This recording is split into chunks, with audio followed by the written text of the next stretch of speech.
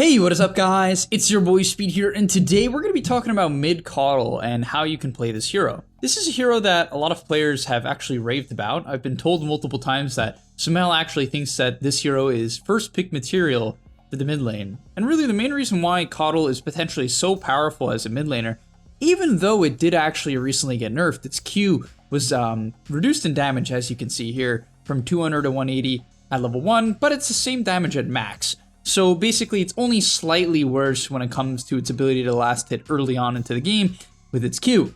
But the power of the coddle mid is the hero is very good at wave clear. It's one of the fastest farming mids in Dota, even after a bad lane. On top of that, its rotation potential in the early game is quite ridiculous, primarily for the fact that it buys bots as its first item.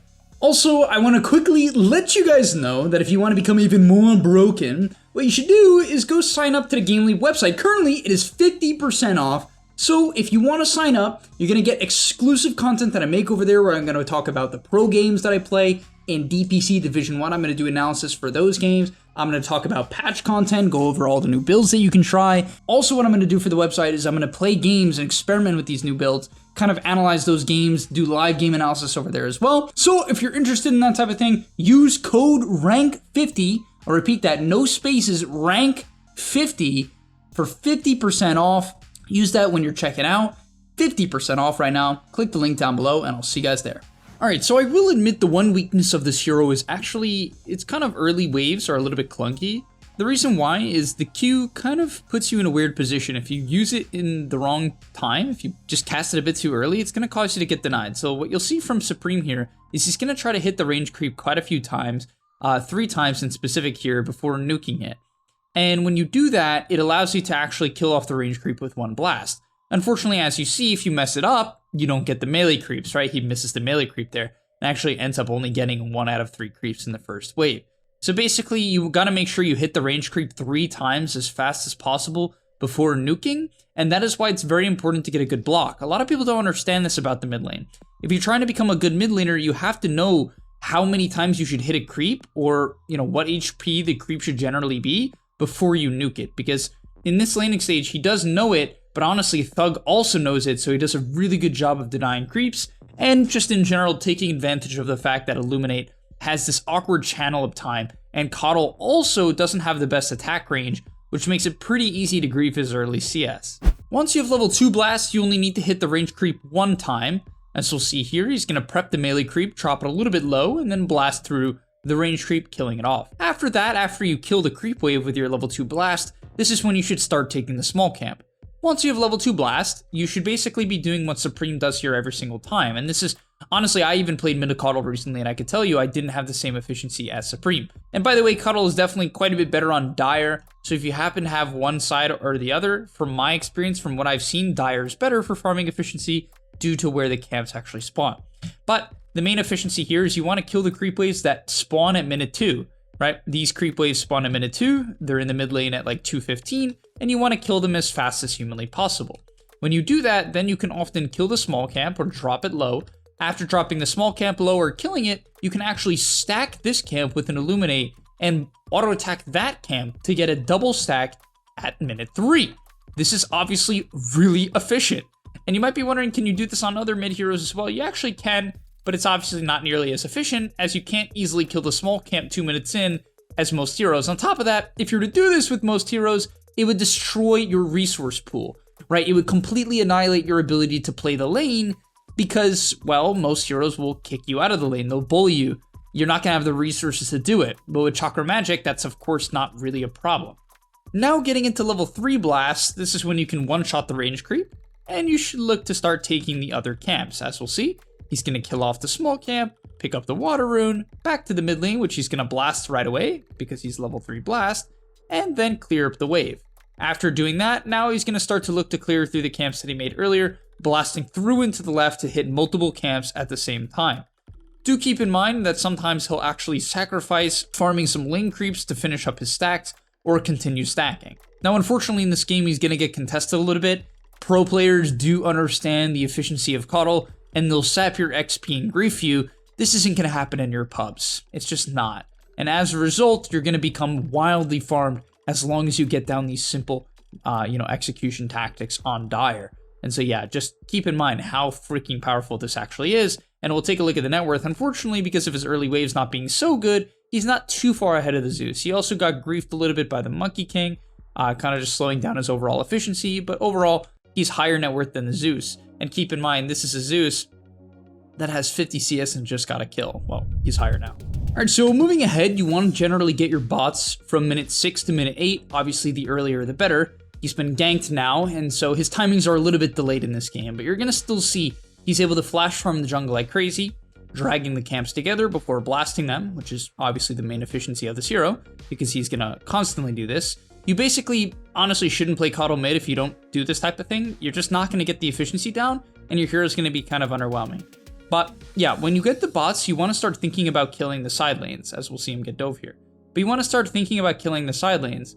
The main thing you need to keep in mind, though, is he's actually not going to gank too early this game. And the reason why is this Visage is like under his tower, and the Wraith King is like under his tower. These are also heroes that don't die very easily. I mean, Visage does, depending on his positioning, but they're not up very far. And as a result, he's going to put more priority on farming this game. However, if the enemy is extending towards your tier 1 towers, you should go kill them.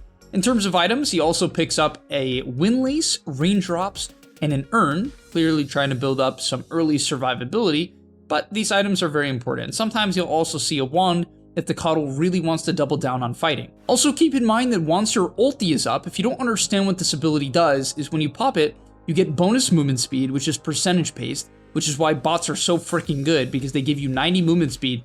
You get 15% more of that, which is like, what, 13 movement speed? Which is actually a lot, right? So you get a lot extra bonus movement speed. Also 15% of your just base movement speed, which is very high for Coddle. You get a cast range bonus of 125, and your Illuminate heals. So basically your hero is extremely versatile once you have your ulti up. It also allows you to cast Illuminate without actually channeling it, right? You can see it leaves this like Spirit Illuminate. And what this allows you to do is then use your Blinding Light to one-shot the creep wave and defend towers without keeping your hero present. So once we get to minute 14 here, he's going to have his Spirit Vessel, and this is when you really start to pump out damage.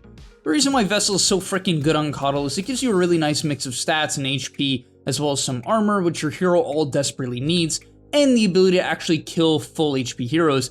Otherwise, you can only usually deal about half of someone's health with one round of your spells. But as you'll see in this clip here, as they're able to unfortunately not finish up the Zeus, he's going to drop the Solar Bind onto the Monkey. Level 2 Solar Bind is a 22% magic resist reduction, which by the way amps Spirit Vessel and Illuminate damage and Blinding Light damage. And as you're going to see here, the Monkey King's just really going to start to tick out from the Spirit Vessel. And yeah, the Illuminate actually finishes him off. Look at that burst damage, dealing 350 magical burst, only 14 minutes into the game. With, by the way, that was not even close to a full channel there. He did not channel that all the way. So you can imagine how much damage this ability does when you have them solar binded. Now let's get into our first major team fight of the game. So he's got an E-Blade now, and the combo's pretty simple. When you E-Blade someone and solar bind them, you cast your other nukes on them, and they take a lot of damage. It's very important to kite out though as Coddle. You can see he leads the fight by just kind of throwing down one of these Illuminates. Also, these Illuminates give vision. I don't think people realize that. The longer you channel the Illuminate, the more vision it actually gives. So basically, if you want to scout out an area or scout out the Roshan pit, it's very important to use Illuminate, which is kind of the reason why this hero is also broken. You can kind of see that it has this like wild amount of utility. It also has a mischance on Blinding Light, which he didn't actually take at level 10, but you can amp the mischance to 70%, which is pretty insane. It's a 4-second mischance for a 70% chance to miss.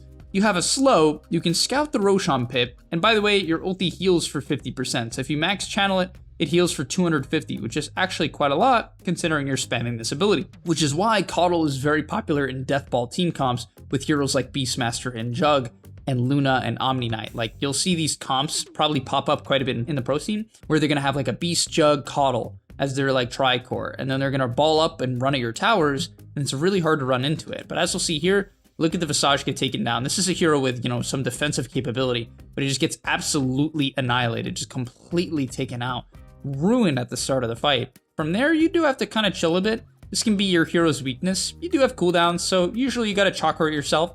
After that, he's going to be able to drop the Solar Bind onto the Wraith King, another Vessel charge, that's going to take him down.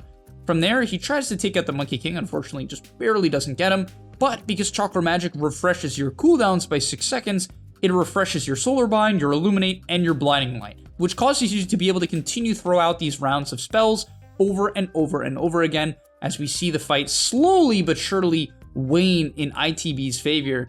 And yeah, they just...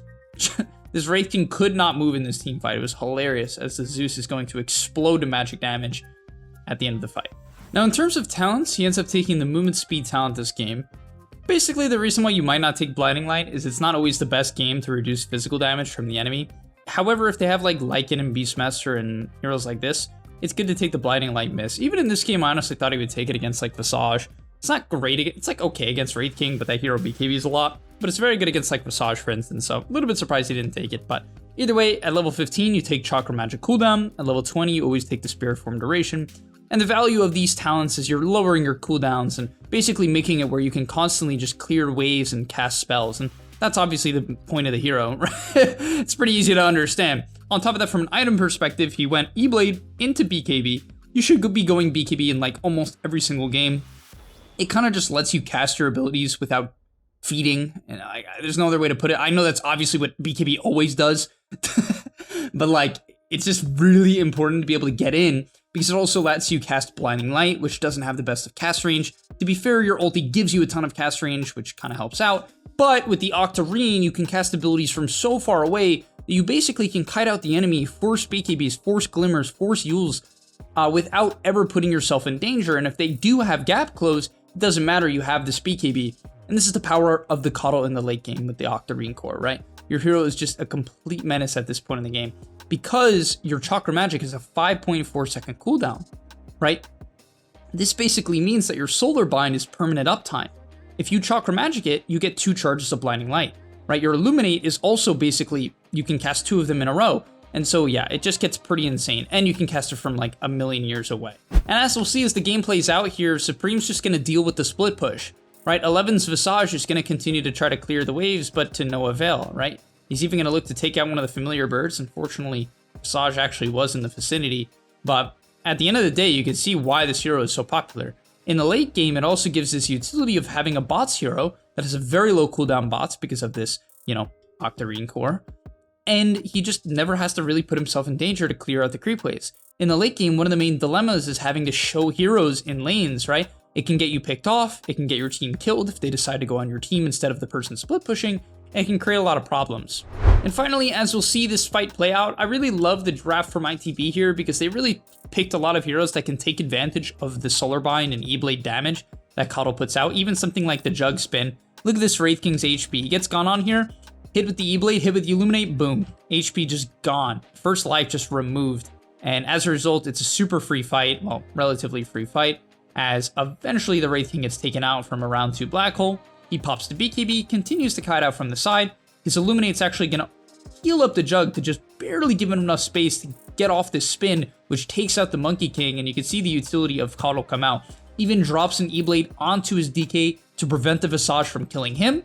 Even Illuminate heals him as well, which allows him to get off the DK stun. Another Soulbind will eventually come out onto the Visage. That takes him out. I mean, look at this teamfight contribution. You can't say anything but good things about Coddle in this teamfight, as he almost kills off the Shadow Demon. By the way, he's level 25 now, which makes his Illuminate do an extra 180 damage. That's obviously very powerful as well, because it lets you one-shot creep waves and one-shot Shadow Demons, kind of. But alright, thank you guys so much for watching. I hope you enjoyed. This is definitely a hero that requires quite a bit of mechanical skill, as you have to press a ton of active buttons and active abilities, so make sure you're button mashing as much as humanly possible, because if you're not, once again, this hero is going to feel relatively underwhelming. So if you do want to give this hero a shot, understand you got to play it a few games in a row to get down the farming efficiency and get down the spellcasting. But nonetheless, thank you so much for watching. I'll see you in the next one, and I'm out. Peace! And that's all, but remember, before you leave, come on, before you tune out, subscribe to the GameLeap website, where we are going to help you get to the next rank. If you're stuck, click the link down below, and I'm out. Peace.